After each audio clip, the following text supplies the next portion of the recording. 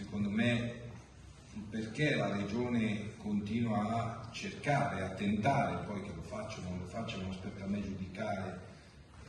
di sostenere le imprese, l'attività e lo sviluppo economico della Regione Lombardia attraverso le imprese. Questa gliela faccio come premessa perché è una considerazione politica che faccio, perché spesso si dibatte sul tema del lavoro, dell'occupazione. Noi però per aiutare il lavoro dobbiamo cercare di sostenere chi lo genera il lavoro, e l'unico generatore di lavoro sono le imprese, per cui nel momento in cui noi cerchiamo di sostenere le imprese lombarde automaticamente sosteniamo il lavoro. E in questo c'è un'altra precondizionalità dal punto di vista politico che mi preme sottolineare. Io sono arrivato in Regione nel 21,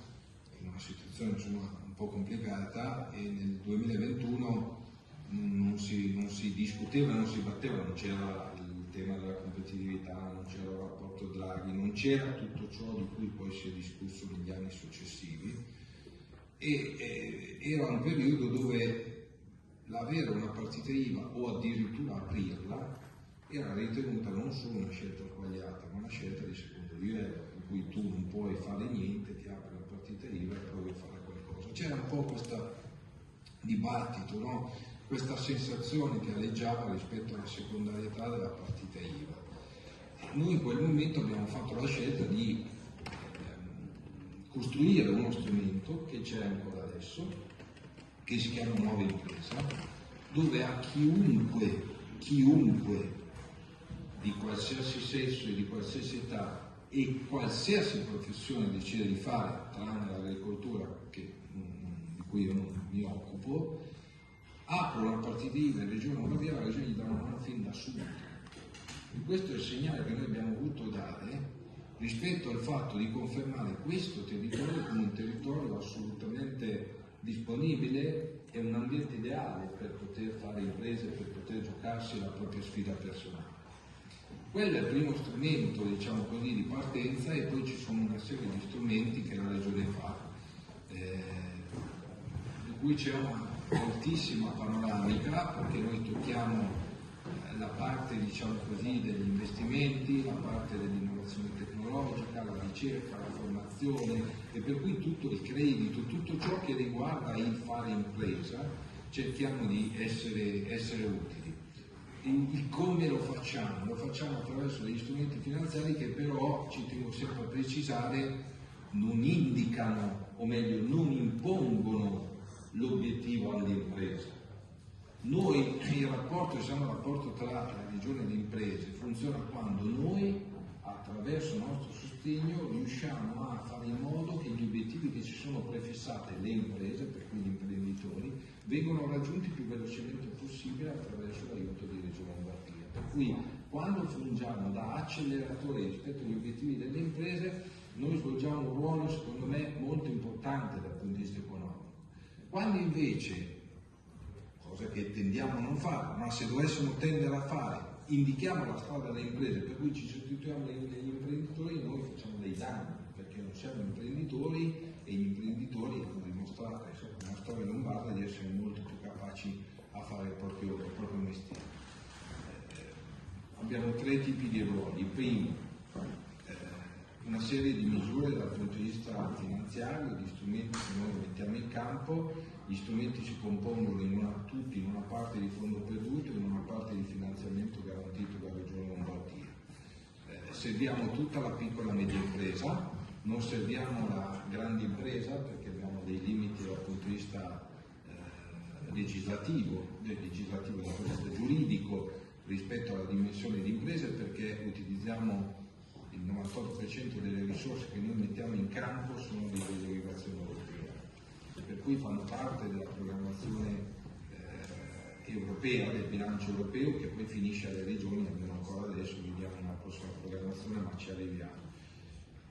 Il limite per noi è la piccola e media impresa. Poi per aiutare i capi filiera, per cui la grande impresa, facciamo degli strumenti in coabitazione con il Ministero dello Sviluppo Economico, come si chiama adesso,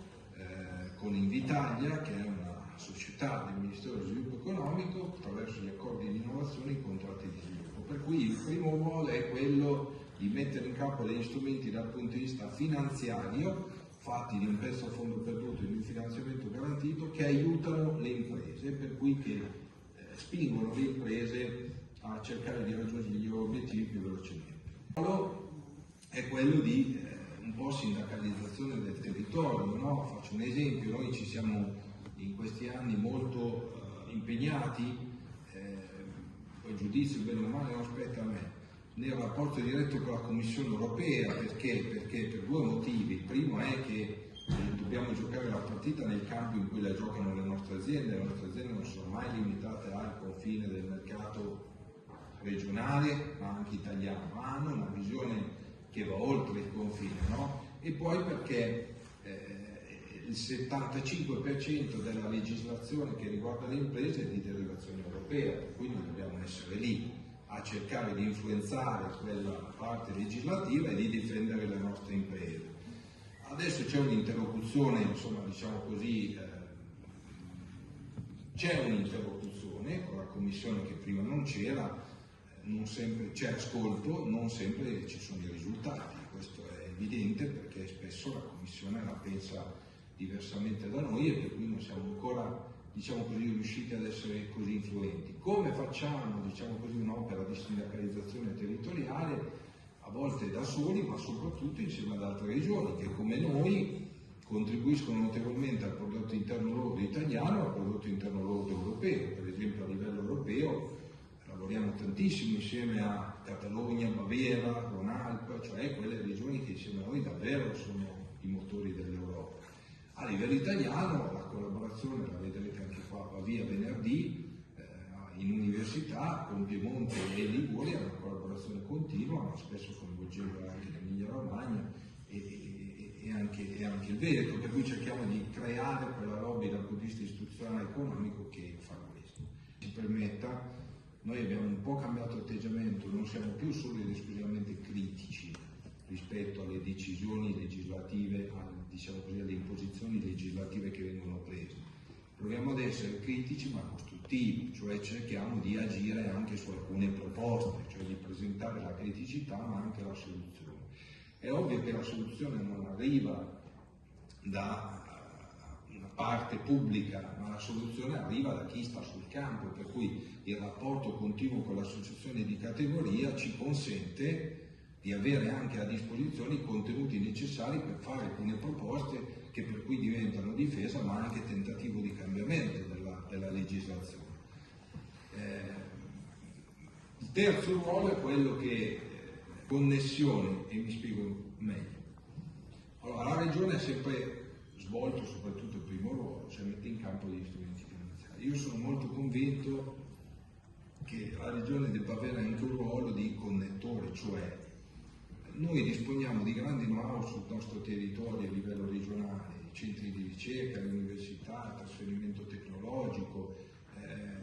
soluzioni estremamente innovative che spesso non si conoscono e in alcuni casi si fanno anche concorrenza tra di loro. Ecco, noi pensiamo che le zone di innovazione e sviluppo, cioè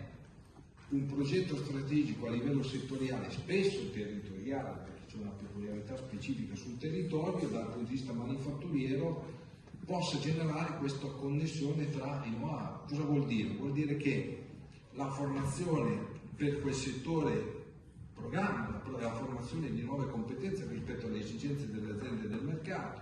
che la ricerca lavora insieme alle aziende di quel settore nella sua specificità e che la grande impresa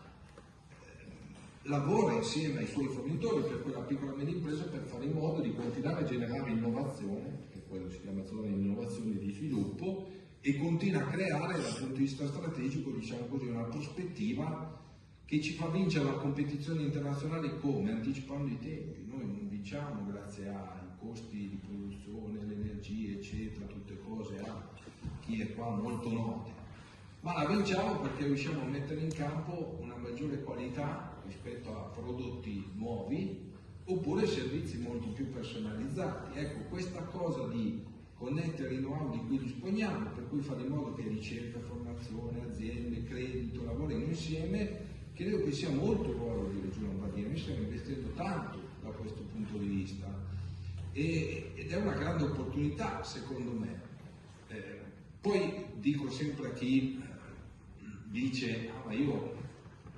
prima mi occupavo solo di questa cosa, adesso mi state chiedendo di, non so, centri di ricerca, dice no, io prima facevo solo questo, adesso mi state dicendo che devo fare anche questo, oppure l'azienda grossa che dice beh io ho sempre campato da solo, adesso non è che posso aiutare anche loro, i piccoli così, oppure i piccoli che dicono io devo lavorare, non è che posso pensare a vedere se c'è la ricerca, l'innovazione, lo strumento, insomma con tutte robe che... Allora vuol dire che ognuno di questi fa un passettino indietro per farne tanti avanti tutti insieme, perché lì dentro c'è tanto potenziale dal punto di vista economico e noi vogliamo poterlo esprimere il più possibile, e non è una roba in più, ma addirittura una semplificazione, se ci pensate questo, no? È molto complicata da fare perché è un cambio di mentalità profondo, ma se noi riusciamo a farlo oggi, tra 10 anni la Lombardia sarà ancora quella che è adesso. Se non lo facciamo corriamo il rischio di non esserlo più. Allora, uno dice, vabbè, ci state chiedendo di fare sta roba, cioè avete costruito una scatola che adesso i territori devono riempire con la capacità, diciamo così, di una visione strategica e di una governance. Sì, però permettetemelo, io questo ci tengo molto, noi abbiamo scritto che il piano strategico di una zona di innovazione e sviluppo settoriale deve avere come sguardo il 2030-2050. Vuol dire che chi vi sta parlando oggi non ne godrà nessun beneficio dal punto di vista politico.